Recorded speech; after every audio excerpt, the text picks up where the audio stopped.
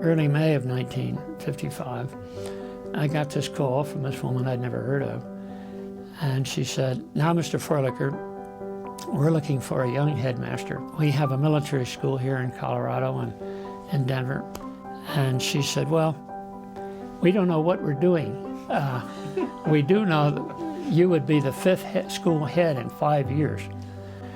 And so we've got to do something different."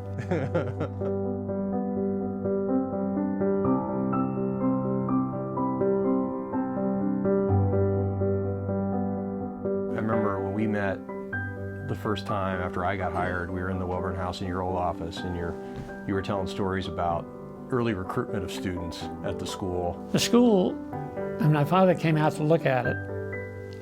He said, "This is the most unique physical plant of any school, independent school in the United States."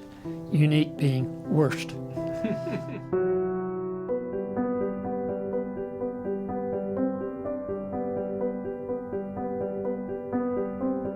Everything was not World War II Army. World War I. World War I Army.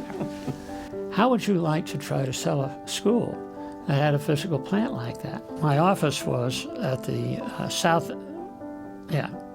end of Wellborn House, and I'd see the cars driving the school driveway, and I'd rush out and calmly walk out, coat and tie in hand, wave and say, "Hi. May I help you?" I'm Chuck Froelicher. I'm headmaster of the school.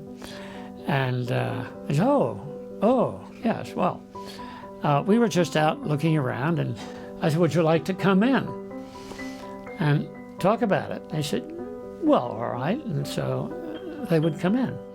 Wellborn House is just a beautiful place, and a historic place.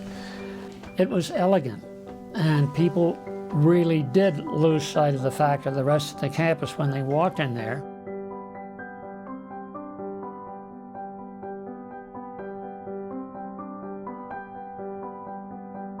If we could have a first-rate faculty, it would make a difference in the lives of the kids.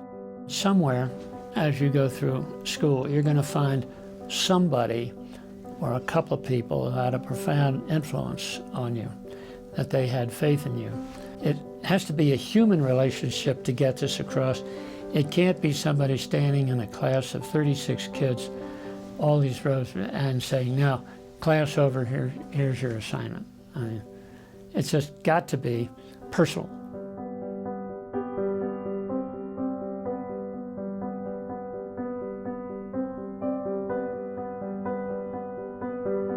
When I interviewed for CA, I was brought in the Smith Center, and I looked on the wall. There's a series of portraits of heads of schools, and every single one of them is in a suit and tie, except for one with an ice axe, a down jacket, and a backpack, and it's you. I mean, it's amazing what you can learn outside of a classroom, and schools often forget that. I think at CA we talk a lot about 21st century learning now. It's hands-on, experiential, authentic, creating knowledge. And I think it's such an interesting legacy and connection that the school still has from your founding. Where do you see the school going? What do you think is the core of CA that is timeless? The independent schools don't die because they get old. They must continually renew themselves. How do they keep the magic going? Future is faculty. Future is providing kids with an opportunity to self-discover.